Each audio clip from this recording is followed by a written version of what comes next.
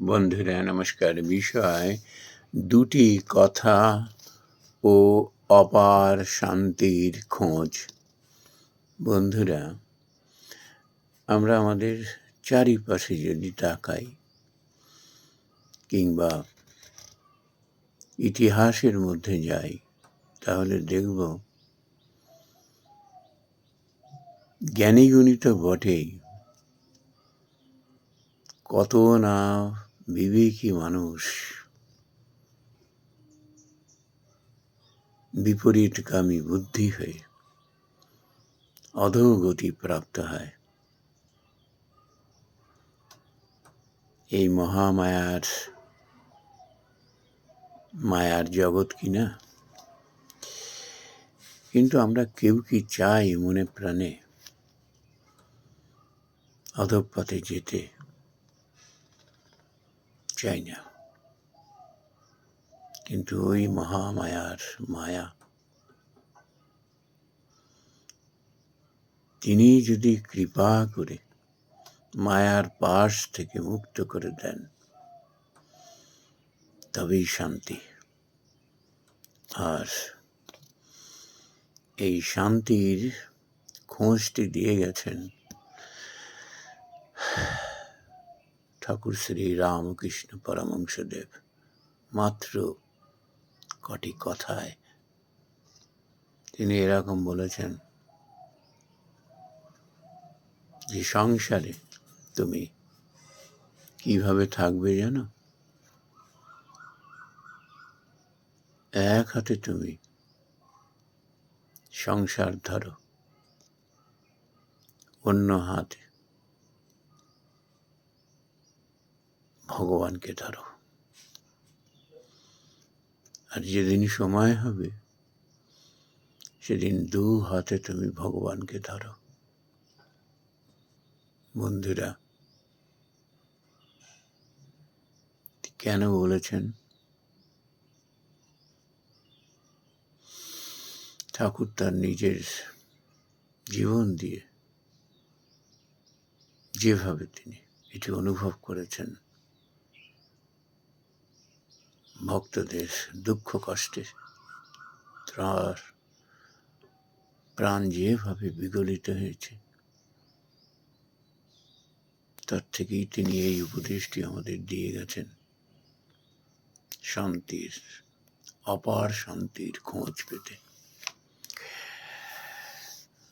আমরা কেউ বুক ঠুকে বলতে পারি না যে আমার এত লোকবল আছে, এত অর্থবল আছে,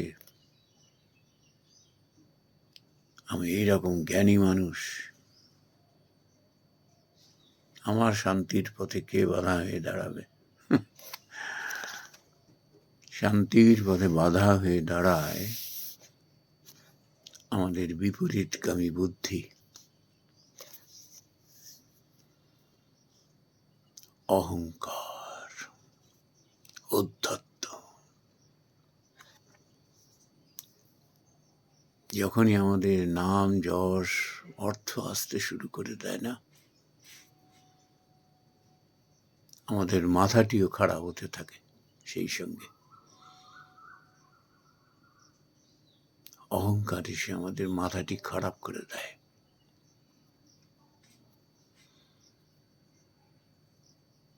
স্বার্থপরতা, অহংকার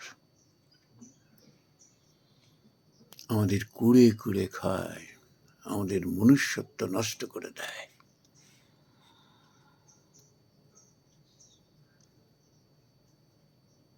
আমরা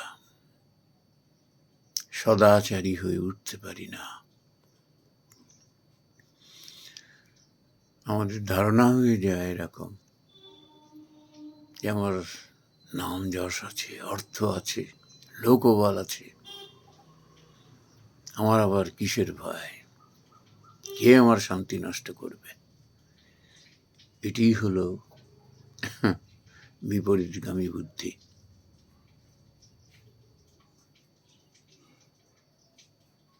এই পরিবর্তনশীল জগতে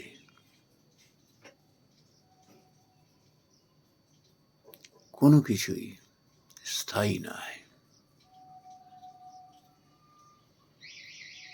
কোনো কিছুর অস্তিত্ব দীর্ঘদিন থাকতে পারে না, কিন্তু আমাদের ধারণা আমার ইচ্ছাতেই সব একই রকম থাকবে। আমরা পরিবর্তনকে মেনে নিতে পারি না। যখন খুব অনুকূল সময় হয়, খুব সুখ অনুভব করি,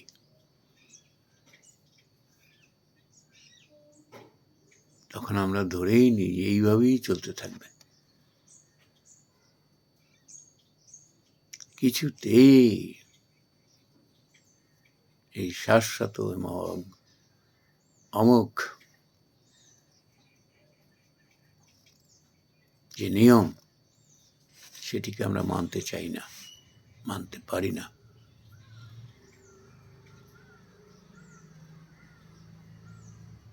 কিন্তু যে মানুষ ঠাকুরের কথা মতো এক হাতে সংসার এবং অন্য হাতে ভগবানকে ধরতে পারেন, তিনি মানতে পারেন।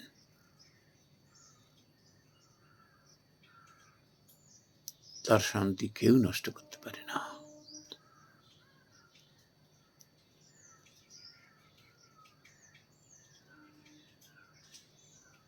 নানা রকম তার জীবনে সংকট আসবে, সমস্যা আসবে, তিনি সামনা করতে পারবেন। নিত্যদিনের যেমন আহার, প্রাকৃতিক নিয়ম আমরা যেমন করি না, তারাও আমাদের জীবনের পরিবর্তন, সমস্যা, সংকট এসব নিয়ে তখন আর তিনি ভাবেন না। ঠিক ওই প্রাকৃতিক নিয়মের মতো আমাদের খাওয়া, পড়া, ঘুমানো, ঠিক এরকমই পরিবর্তনগুলোকে তিনি মেনে নেন। সময়ের পরিপ্রেক্ষিতে পরিবর্তন আসবে, তিনি খুব সহজভাবে মেনে নেন। মেনে নিতে পারেন। প্রতিকূল অবস্থার সঙ্গে তিনি যুঝতে জানেন, যুঝতে পারেন। এই নিয়ে তিনি কখনো বিচলিত হন না, ব্যতিব্যস্ত হন না। ভগবানকে ধরে থাকলে এটি হয়।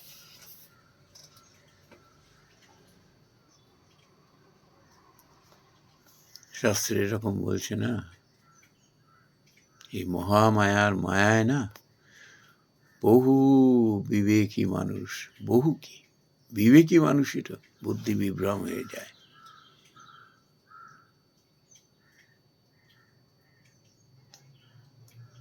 ওই জন্য ঠাকুর এই পরামর্শটি দিয়েছেন।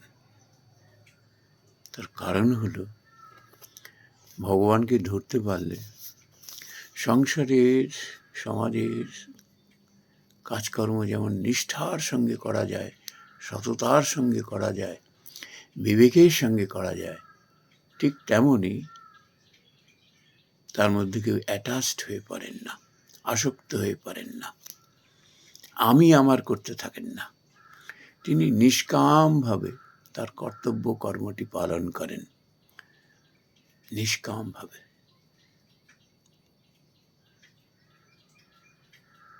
ঠাকুর আরো একটি কথা বলেছেন, সংসারে কিভাবে থাকতে হয়, পাকাল মাছের মতো। সংসারের ওই কর্তব্য কর্মের মধ্যে থেকে ওই আমি আমার যে কাদা, সেটি গায়ে লাগতে দিও না। এটি কখন হয়, এই মতিটা কখন হয়, যখন ভগবানকে ধরা যায়। এই জন্য যত মানুষ আমরা ইতিহাসে দেখি, আমাদের চারিপাশে বর্তমান সমাজে দেখি, ঠিক তারা এই নিয়মটি পালন করে চলেন। আমরা তাদের দেখি তো সদা সন্তুষ্ট হয়ে রয়েছেন। মনের শান্তি কেউ বিঘ্নিত করতে পারেননি তাদের।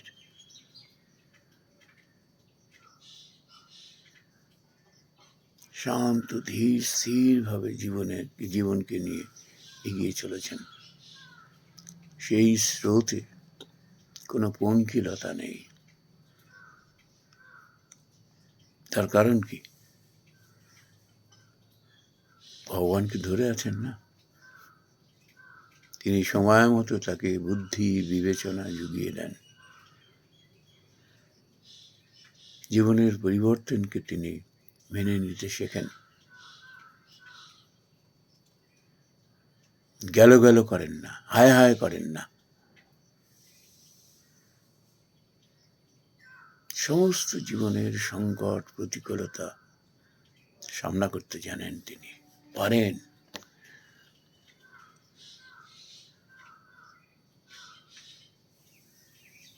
এমন মানুষের জীবনের শান্তি শেষ নিঃশ্বাসটুকু পর্যন্ত থাকে।